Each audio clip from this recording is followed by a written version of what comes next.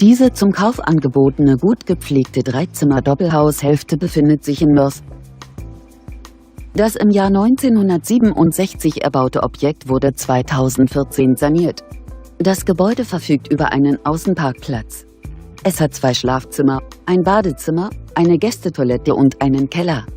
Die Ausstattung entspricht einem gehobenen Standard.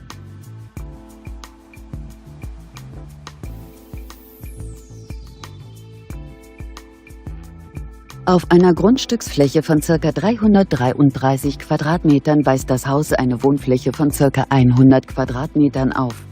Der Kaufpreis des Objekts beläuft sich auf 205.000 €. Kontaktieren Sie uns. Für die Vereinbarung eines Besichtigungstermins stehen wir Ihnen gerne zur Verfügung.